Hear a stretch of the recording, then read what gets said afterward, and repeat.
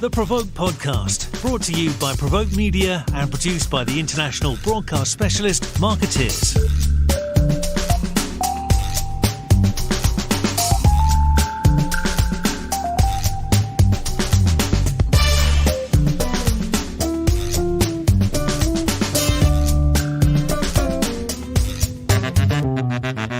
Welcome to the Provoke Media Podcast. I'm Megan Keoghan, host of today's episode and head of partnerships here at Provoke. Trauma's impact is being felt across the globe as communities deal with the aftershocks of the pandemic, social justice issues, and environmental events amidst the financial uncertainty, and communities of color are impacted disproportionately. Ketchum has assembled a panel here today to discuss the growing impact of trauma on schools, organizations, workforces, and communities with a focus on the unique needs and challenges in community of color. Recently, Ketchum made a commitment to become trauma-informed and address the issue head-on in the agency and for its clients. This panel will demonstrate how building trauma-informed teams, programs, and tools will help at this time of growing need and change, and particularly how it can support the underrepresented students, families, and communities. So with us today, we have a great panel compiled by Ketchum for us. So we have Jim Joseph, Ketchum's Chief Executive Officer of the U.S. and Global Chief Marketing and Integration Officer. Jim recently led Ketchum's commitment to becoming a trauma-informed organization. Dr. Ebony Copeland serves as the director of Howard University Student Health Center and as assistant professor in the Department of Community and Family Medicine within the College of Medicine. Her background includes extensive work with the community in reproductive health care and in bringing awareness to health disparities. And we have Michelle Baker, Managing Director and EVP of Strategic Initiatives at Ketchum. She has led the trauma-informed curriculum and offering. Thank you all for being here. Sorry, Jim, for interrupting you. I didn't mean to cut you off there. Wonderful to be here. Thank you for having us. Absolutely. So let's see here. Let's dig in and we'll hear a little bit about everybody's background and what's bringing them to the table today in these first couple of questions. But Jim, it was really interesting to learn about Ketchum's work to become trauma-informed. Would you share some of the details that this journey and the insights about the process, what you've learned getting to this point, and why Ketchum took this on? Absolutely. This is the brainchild of Michelle Baker. She came to the executive team literally just a few months ago, and I became an executive sponsor of it, and we ran with it because we realize very much so around the world, in our local communities, and even as individuals, the upsets that continue to go on are not going to stop.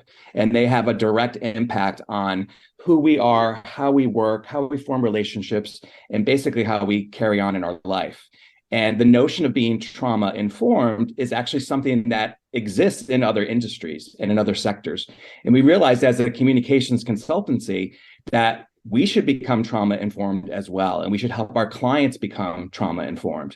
But one thing that Michelle pointed out as we started to think through the concept is that we have to start with our own people first. If we're going to consult with our clients and help them become trauma-informed and help infuse that thinking in all that they do, that we first have to become trauma-informed. We have to help our own people to understand what's going on in the world and how to navigate it and how to look at their work through that lens. So we started by training key leaders across the agency. We're starting to roll it out throughout the entire agency, and we've been presenting it to many of our biggest clients so that they can start to think through how they want their people to become trauma-informed and how it should affect and influence the work they do. So I love that you use the word journey because it is a journey.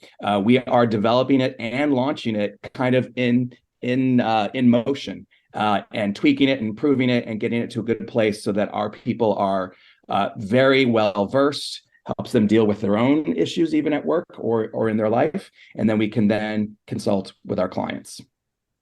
Fascinating. So really a two-phase process that has learnings on both ends and constantly evolving. Exactly. Michelle, trauma is such a loaded term.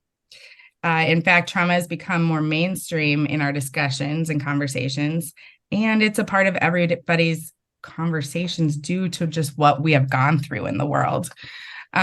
To ground us today for some foundation of this episode, would you give us a working definition of trauma and what it inspired you to architect this particular offering?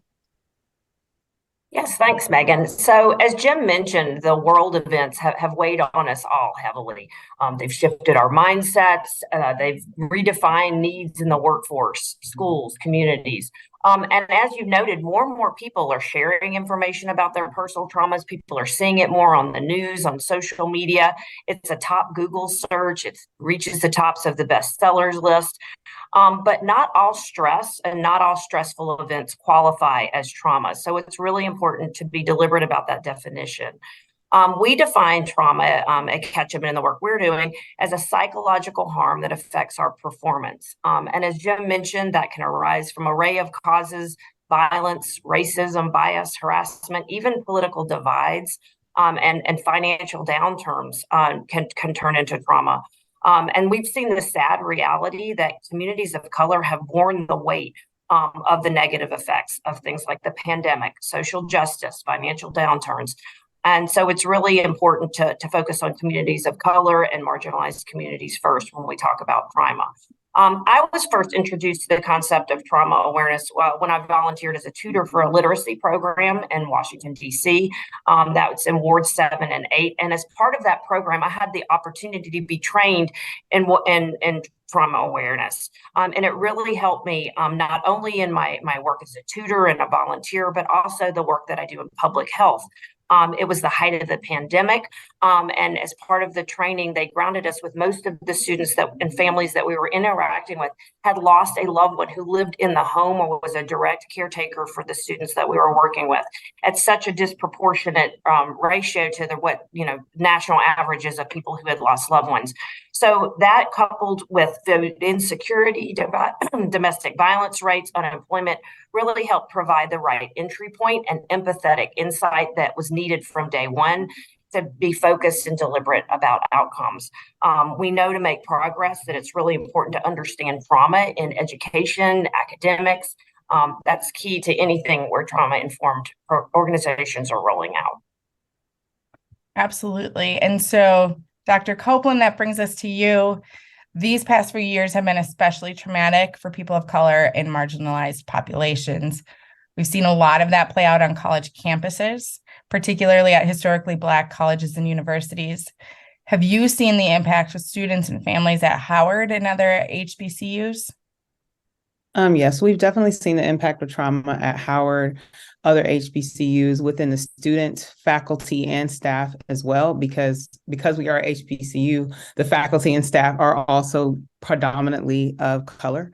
They're of a non-dominant category, whether that be minority, whether that be low socioeconomic status, whether that be LGBTQ. So there's definitely been a huge impact that's been seen from the entire campus. And I mean, that's all campuses, right? So that's not specific to HBCUs, but of course, when you're dealing with communities of color, HBCUs tend to have a higher percentage of students that are low socioeconomic status. And the data shows that low socioeconomic status had a higher impact from COVID, right? Financial and both personal and health-wise. So again, we just, because these are institutions that take care of communities of color, pretty much in America, anything that has a negative impact is disproportionately seen in those types of communities. And so we've seen it in a lot of ways. We've seen it just in student performance. We've seen it in faculty and staff turnover and burnout. We've seen it with just the demand for mental health services, the demand for wellness services that has happened over the last 3 years. All of these things are indicators of or response to what's been happening over the last couple of years. Thank you. And Jim, building on this response from Dr. Copeland, their insights about how HBCUs are working to support students, families, and communities, how does empathetic leadership come to play to create trauma-informed schools, workplaces, and organizations? I think that regardless of where you work, whether it's in an academic setting or a business setting, publicly traded, not publicly traded, I think it's very important for leaders to have their finger on the pulse of what their people are going through and to understand what they're going through at work, what they're going through in their personal life, and how different people have different experiences and react differently to things that are going on in the world. And if you're part of a marginalized community, you have a whole nother set of relentless things that you're dealing with that you bring to work. You can't not help but bring it to work. And as a leader, you need to understand that, and you need to be informed about that. And then not only develop programs and policies and procedures that take that into account, but also how you show up as a leader and how you show your empathy and your understanding and your appreciation for what they're going through. And the only way to do that is for you as a leader to be trauma informed, to be empathetic, and very consciously and purposefully empathetic. Not just, oh, I'm listening, but actually I'm listening and I'm doing as a result. And it is immensely important for leaders to do that. It's a whole nother dimension that maybe 20, 30 years ago wasn't as important. Even 5 years ago, maybe not as important, but as we're coming out of the pandemic and then still facing all of these issues that are just not going away, we need to show up for our people. And I can only imagine, and in getting to know Dr. Copeland, it's even more intense in an academic setting because you have students who are away from home for the first time. They're dealing with all of those social issues and becoming adults and trying to figure out what they want to do with their life and dealing with all of the trauma that all the rest of us are. So I have a lot of empathy for the leaders at those institutions because it takes that responsibility, I imagine, to a whole nother level. Absolutely. I mean, I think we can all relate to what those years in college were like of just being asked what we were majoring in. And that felt heavy enough at the time, or we're thinking like, gosh, I can't wait till I'm done with finals because life will be so much easier when I don't have finals every quarter. And it was a lot. It absolutely was a lot. To that end, building upon just that baseline level that everyone is dealing with, Dr. Copeland, we've heard a lot about these general mental health needs of young adults across the country, but there is something really distinct and devastating happening with Black students in colleges across the country. Much of that is linked to generational and historical traumas combined with today's social justice issues. Which and what of the unique needs and challenges today faced by HBCUs and other academic institutions can you elaborate on for us? Well, I mean, I think there's so many, but I would say that, no, I'm sorry, can you repeat that question? Yes. What are the unique needs and challenges faced by HBCUs and other institutions? Yeah. So again, I think that I don't know that they're ever unique. I think that they're escalated or elevated in communities of color, right? When you're dealing with young people. And I think there's a problem with always or things being worded as if it's unique to a specific group, right? Like all people need compassion. I mean, like that's the difference. But it's meeting people where they are. So, and that space and place differs because of the communities or the backgrounds or the experiences that people have come from, right? So all of the students need a higher level of touch points for mental and behavioral health and wellness across the United States. Now, African-American students need a little bit more because, again, we have a higher level of students who are of lower socioeconomic status. If they are of color, they have a higher likelihood of being negatively impacted by COVID in some way, shape, or form. So all of these things are happening everywhere. However, you just have to keep in mind that it's not so much that there's something new or special that needs to be done for HBCUs, but it may just be more. It means it needs a little bit more touch point. And I think HBCUs have to be a little bit careful because we are all similar, remembering that we still need to have, like, we're all Black or we're all this, so we're fine, we're together. But no, if you are person-centered. So one of the things that I've read with regards to trauma-informed care is that another interchangeable way of wording it is person-centered care, person-centered leadership. So yes, we can make these large leadership pushes, but it still comes down to that individual and what that individual needs. Do we have the policies in place to meet an individual at their needs when they're struggling, whether that's a financial struggle, whether that's an academic struggle, whether that's a mental or behavioral health struggle. So again, it really is, I don't think there's anything that's specific to HBCUs. I do think that, funding with regards to making sure that we have the mental health services that we need, funding with regards to increasing safety and security, because this year we've had a higher actual physical threat with the bomb threats that have been happening with HBCUs. That is a little bit specific, but other than that, I think it's really just making a commitment to meeting the needs of, in our case, the students and faculty and staff, wherever that may be. And in some large corporate America or corporate entity, that's meeting your constituents or your consultants wherever they are and providing them the resources to be successful. Totally. Thank you for that. Michelle, curious, building off of kind of those learnings and those experiences, what policies do you see that are needed to better support workers on the front lines, teachers, healthcare professionals, social service workers, caring for the physical and mental health consequences of trauma, especially while dealing with their own, I should say? Yeah, thank you for that. Dr. Copeland mentioned numerous things that Howard and other universities are doing to support students and the workers on the front lines at universities include not just the professors and the teachers and folks who see students, but folks like Dr. Copeland who are managing a rising rate of patients coming in the door with mental health needs or challenges, and also juggling that amidst the flu season and COVID season and all of the other stresses that brings. But then the definition of frontlines workers is also expanding to be where students might interact, the cafeteria workers, the folks that are in the dorms and the facilities managers. So everybody campus-wide can have advantages of being trauma-informed and kind of putting in perspective what students are dealing with. Because increasingly we're seeing episodes of incivility or violence happening where kids are studying, eating, hanging out. And so really making sure the infrastructure and the communities around the students, around the workforce, have more resources that are trauma aware and supportive are really important.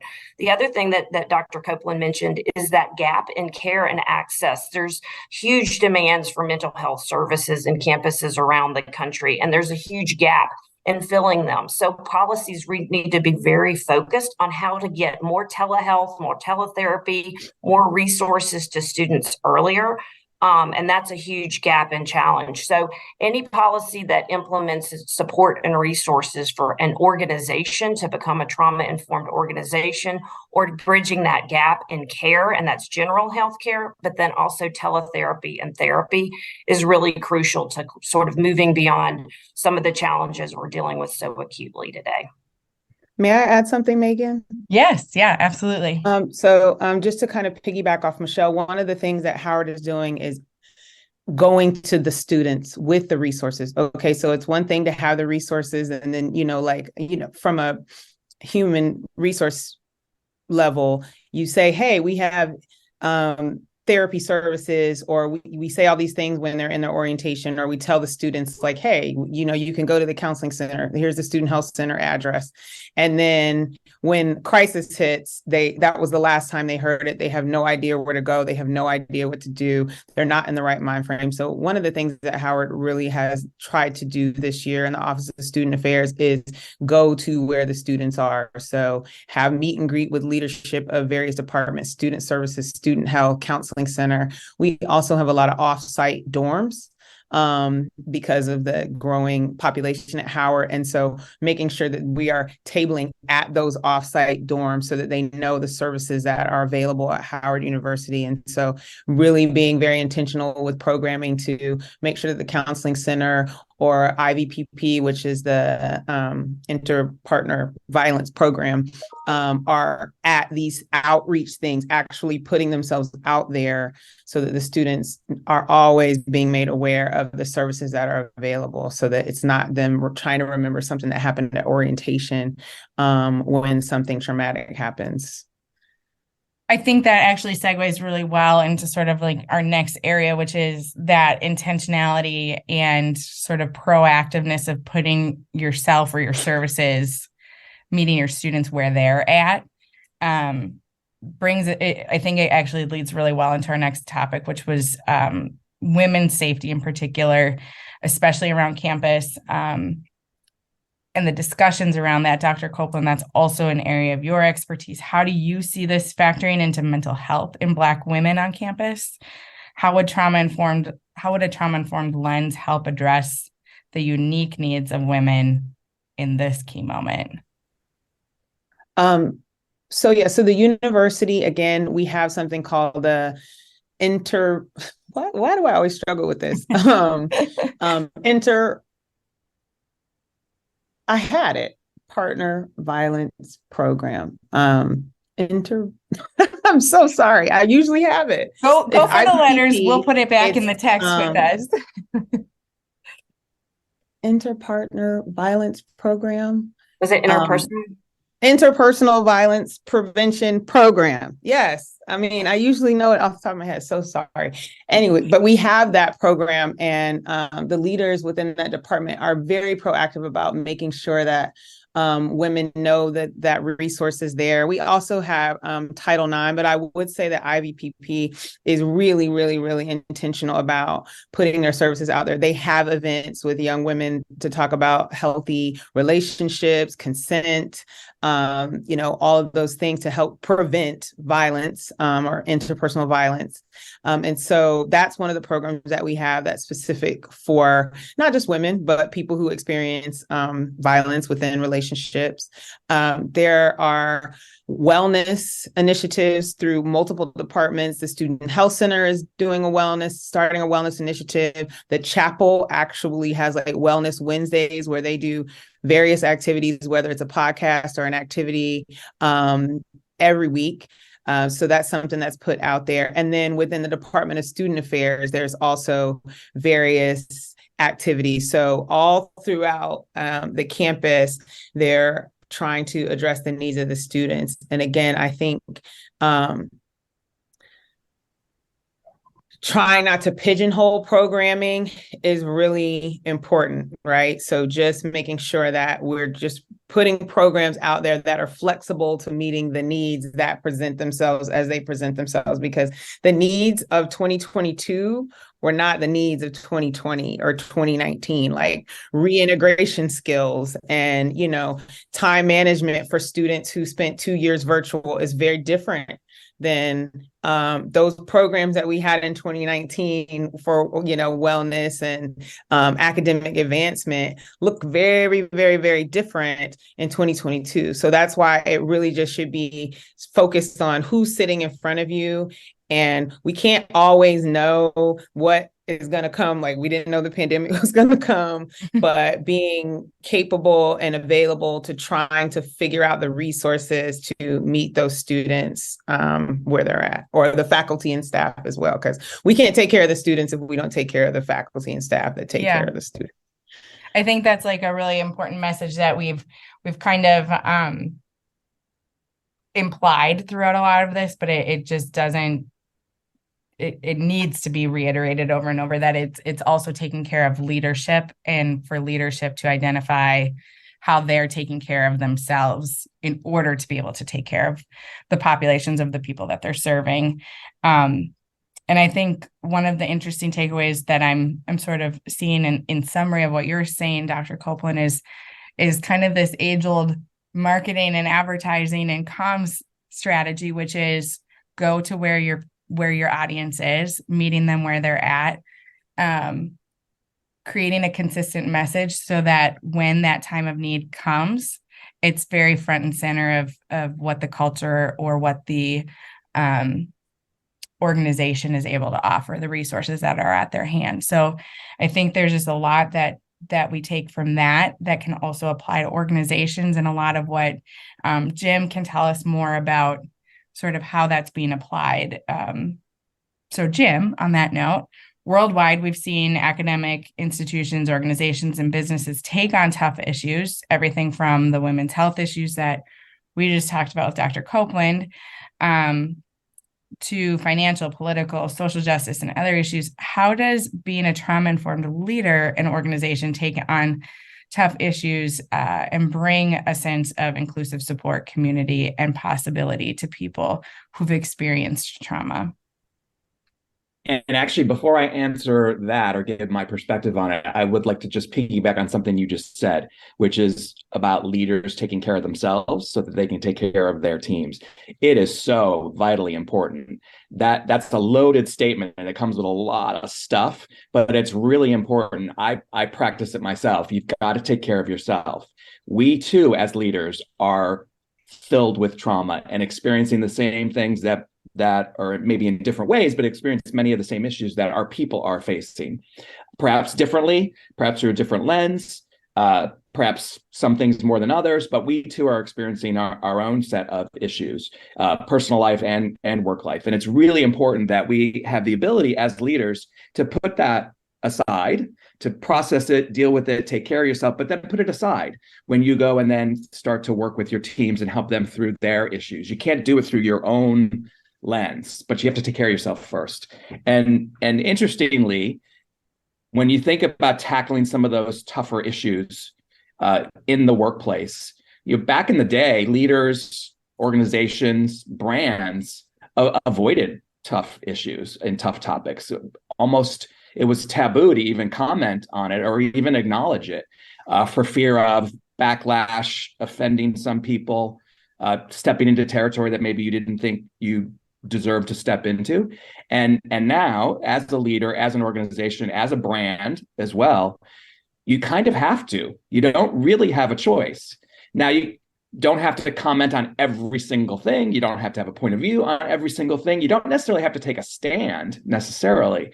But on the topics that are important to your people, perhaps important to you as well, important to the organization, important to the work that you're doing, you have to at least acknowledge it. And you have to acknowledge the impact that it's having on your people, acknowledge that there's different points of view and there's different triggers and there's different reactions to it, and it affects people differently, particularly in a very diverse workforce, which is what we're all striving to continue to evolve.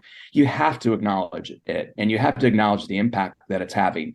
And when appropriate, because your people think it's appropriate, perhaps take a stand or have it impact the work you're doing or the procedures you're putting in place or the policies that you uphold.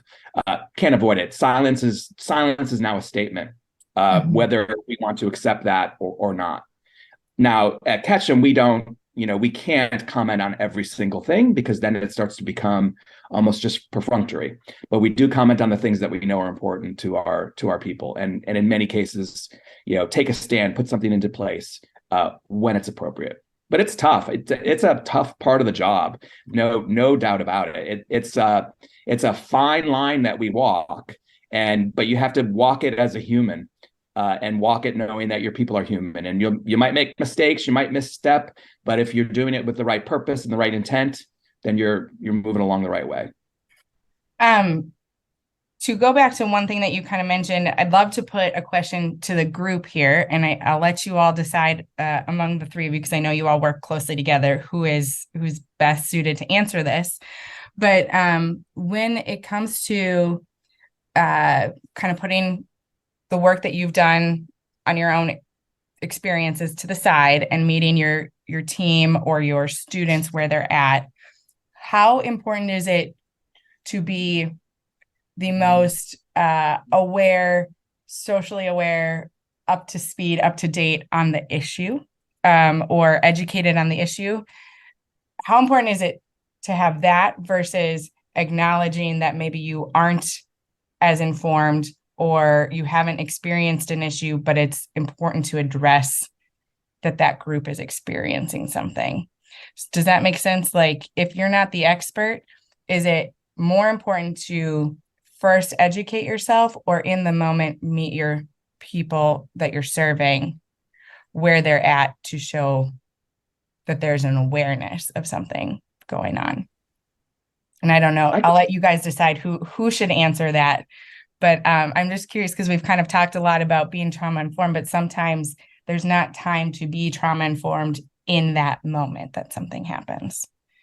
I can start, and then Dr. Copeland and Michelle, you jump in. I think that you just have to be human about it and admit what you know and what you don't know, and admit that you're learning. It's impossible to be fully informed on every topic, every issue that your people are concerned about. And I think that would be a goal that you would never hit, even if you tried. Now, as a leader, it's important to be informed about them and to have a base of knowledge and to understand, the core of the issue. But to be an expert or to even propose to be an expert would be impossible. So I think the best thing you can do as a leader is just to talk as a human, talk about what you do know and what you don't know, be fully transparent about it, seek out information from your people who do know and who know more about it than you do. We have employee groups that we tap into all the time on various topics to get a better understanding, not only of the topic, but probably more importantly, how they feel about the topic. That's actually even more important. And putting your own points of view aside, I might have a very strong point of view on something, but my point of view is not relevant. What's relevant is what your people think. So I think you have to be honest, transparent, human. Be comfortable not knowing everything. That takes some comfort, and I'm okay with that. As long as I admit it and talk about it, I'm good. Thanks. Yeah, I think it is about not having all of this knowledge base, but just if you know your people, then you usually know when something is happening, and you can just ask how they're doing. How are you doing? That doesn't always necessarily make them have to, divulge how they're impacted by, the trauma porn that's on the internet on a daily basis or anything. It's just like, how are you? And I think that when you have trauma informed workplaces, that starts at the leadership, but it really is in practice at the managers of the staff on an individual level. You can put in place all these things on a local level, but if you have a forum addressing what happened with George Floyd, but you're been coming in late every day since it happened and your boss is still just on you because for punitive reasons, then it's all performative, right? So I think that knowing your staff, and meeting them where they are emotionally, just to check in. You don't have to know all the things to make you woke, awake, and aware. I mean, you should, but what should be the thing that is driving you is making sure that they're well. Because that may not be what's in the news. That may be something else that you don't know. That may be a sick family member. That may be, just that. But when the performance is off and it's somebody that the performance is not normally off, which means you have to know them, then you're not addressing the performance. You're addressing the person. What's going on? What's happening? Like I have a person, he's always on time. So when he was late, I was like, what happened this morning? Because something had to have happened, for you to, because you're literally always on time. And sure enough, there had been an accident, so, and it wasn't punitive. It was just that I know him well enough to know that for him to be late, something had to happen. So addressing that as opposed to the actual behaviors or the performance or the issues that are occurring. So, I think it still is really important that it happens at the ground level to really address people's actual needs. Yeah. And adding to that, the first step of a trauma-informed organization is actually listen. There's a 5-step process that we've been educated on. And so listening is the door opener to feeling heard, feeling connected with. And sometimes you're not going to have all of the answers. And there's specific steps that we learn in the trauma-informed process, like don't immediately go into coach mode.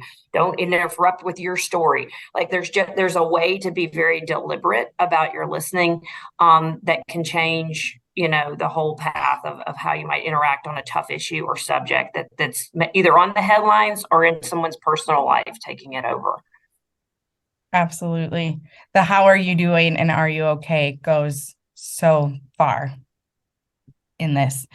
Kind of to bring us to the end of today's conversation, Michelle, can you in a kind of our put it into action step here, how can colleges and other organizations become trauma informed? What is the process? And you just mentioned one of the 5 steps, but if you want to bring us kind of through those steps and what the first step to becoming trauma informed is, I think our listeners would love that. Well, great. Well, as we've talked today, we've, all agree that these are challenging times, and it is really difficult sometimes in real time to figure out what's the best way to proceed and how to be trauma informed is something that Ketchum, we were very deliberate about, realizing we didn't have the in-house expertise. So the first step is surrounding yourself with a team of folks who have the background in social work, psychology, trauma-informed change management, communications with vulnerable populations or victims. Having those insights and those teams around you can really help challenge your maybe normal approach or how you might traditionally follow a path and create a training or a resource or a tool that is really going to hone in on the needs of any, a swath of populations and issues. So Ketchum, as we talked about, made a commitment to become trauma informed, rolled out a pilot that we trained 50 of our people right now. And we're going to making the commitment now to roll it out to our entire workforce. So our entire company will be a trauma-informed entity. And that module is actually something we're adopting for clients across all sectors, retail, academics, healthcare, other institutions. So there is an actual training module and process that can be applied, customized as needed, because all sectors have nuances and more different workforces have different challenges. But that's something that you can adapt pretty quickly and easy by tapping the right experts, building the right team, and an academic institution has many of those resources in-house already to tap. There are also ways in an organization that you might not have to do it on one full swath. You could, simply have core teams or institutional leadership become trauma informed, and they set the stage and start modeling those best practices, whether it's in an academic setting or whether it's in a business or other type of organization. Just that simple act of having leaders kind of approach a meeting different, approach a campaign or program, a new benefits for the students or for a company in a different way, sometimes bring about change. But for colleges or organizations that want to kind of go campus wide and might need additional support, there's government and foundations funding resources to help. For example, the U.S. Department of Education recently initiated the Project School Emergency Response to Violence, or SERV funding, that's specifically available to schools to help them deal with trauma, a traumatic event or violent event, to roll out their programming campus-wide. It's just great to see that there's greater recognition and appreciation for what a trauma-informed organization can do. It's certainly needed to help mitigate the effects not only on students, but the families and the communities around college campuses. We're all touched by that in some way. So being deliberate about finding resources and building the right team. And there's so many models out there to help organizations and individuals be trauma informed. This is a great time as we head into 2023 to really be deliberate about that in all of our work and all of our programming. Thank you so much, Michelle. That summarizes so well what we were here to kind of unpack today and scratch the surface of. I thank you both to Ketchum's team of experts who brought their expertise in trauma-informed leadership here today. You've provided insights and best practices to help organizations, and I know that our listeners can always follow up with you for more information on that. And a special thank you today to Dr. Copeland for sharing your insights on what it is happening at Howard and other campuses across this country. It's so essential that we bring trauma-informed thinking and support to our communities in need. So I really thank all 3 of you for being here today. Thank you. Thanks for having me. Thank you. Absolutely. Any closing thoughts before we sign off for the day? I think for me, the only closing thought is I would hope that folks who are listening have been intrigued and inspired to learn more and to think about how they themselves and how their organization can take the learning of being trauma informed and weave it into their own work and with their own people, most importantly. Thank you.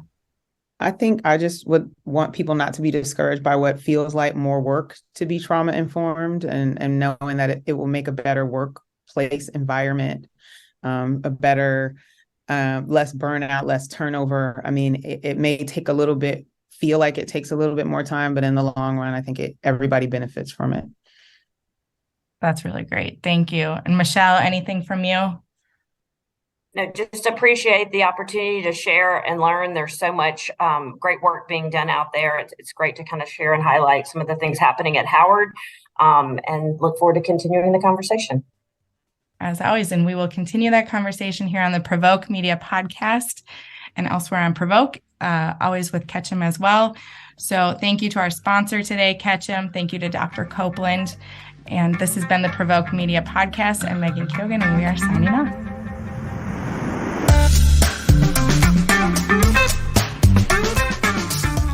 You've been listening to the Provoke podcast, brought to you by Provoke Media and produced by the international broadcast specialist Marketeers.